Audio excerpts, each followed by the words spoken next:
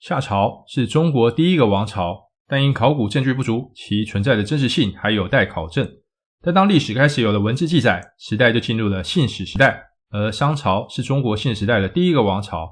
欢迎来到 Twilight Say 为民说，这是个学习的频道，我将分享我所学习的觉得有用的东西给大家，希望可以带大家的生活更加多彩多姿。上回提到夏朝末年，桀荒虐无道，导致诸侯部落决定反击，在汤的带领下讨伐桀成功，夏朝灭亡，而汤建立商朝，这也是中国历史上的第二个王朝。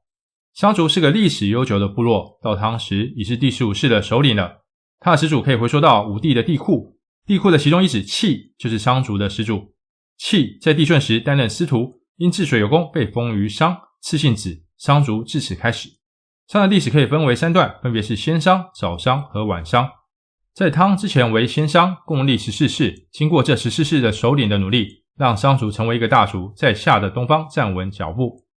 其中第3世乡土首度将马训练成可以驾车的运输工具，大幅提升运输能力，并将商族的活动范围拉大到东方的海滨及近岸的海岛。7世首领亥将商族的经济带到一个新高度，他也是第一个被商族称为王的首领，可惜因牲口问题与有意识首领绵城发生冲突，被其杀死。第8世恒从绵城手里夺回牲口。第9世维杀死绵城，战胜有意识，使商族更加强盛起来，但其任内发生朱棣之乱，维平定乱世，使商族的延续得到确保。此后商族持续发展，一直到汤。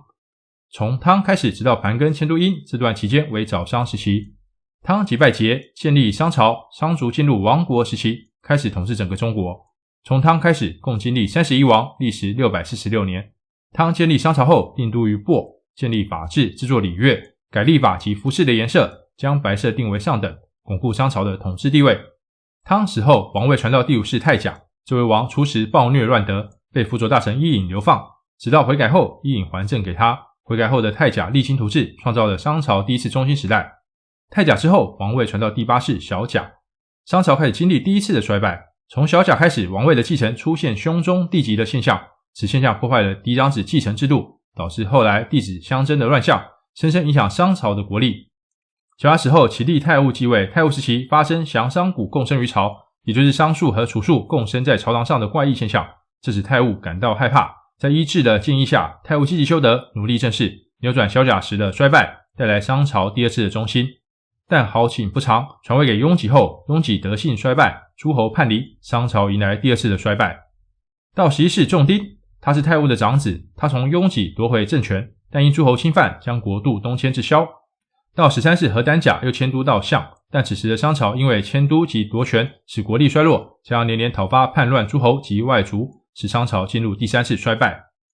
何胆甲死后，传位祖乙，再次迁都邢，祖乙立贤臣治理国家，使国力复苏，将商朝带入第3次的中兴，因此备受殷人尊崇，庙号中宗。时间来到18世南庚，又再次迁都燕。进到19世杨甲，因着不断的王位争夺，商朝的统治势力削弱，国力锐减，国家进入第4次的衰败。从小甲到杨甲，商朝中期充满王位争夺纷争及王都不断的迁徙，国家一直处于混乱不稳定的状态，虽偶有中兴之主，但都为时不长。这段时期被称为比9世乱或9世之乱。杨甲死后传位给弟弟盘庚，从盘庚迁都殷开始，商朝进入了晚商时期，直到最后的王纣为止。盘庚即位，为了使国家进入真正的稳定，以及摆脱诸侯贵族的控制，决定再次迁都，但族内部分人是反对的。为此，盘庚作《盘庚三篇》与民沟通，并承诺在新都先建民宅，再建王都，终获得百姓支持，完成迁都。同时，他也开始限制贵族的势力，保障人民的生活，加上其他种种德政，使得紊乱的国家终于进入长久的稳定。从盘庚开始，接下来的250年，商朝不再迁都。盘庚死后，传位给21世的小辛，但因其政绩不佳，不遵盘庚的治国政策，使商朝再次进入衰落，这是第5次的衰败。王位传到22世的小乙，为了扭转商朝的颓势，从小就开始培养自己的儿子武丁成为继承人，让他进到民间历练，并安排贤臣为师，为接下来的复兴做预备。到武丁继承王位，因为从小的历练，让他深知民间疾苦，并在贤臣傅说的辅佐下，使商朝的发展达到了新的高度。武丁是中国历史记载中第一位的强力君主。武丁死后，王位来到25世的主甲，他改制祭祀祖先的方式，建立完备的周祭，同时也开创王位嫡子继承制，但此制度却为商朝末年的王子争位埋下隐患。时间来到28世的吴乙，是个自以为是、不信天神的王，在一次的狩猎中被暴雷劈死。吴乙死后传位给29世的文丁，他杀死周国君主季历，导致商周关系的紧张。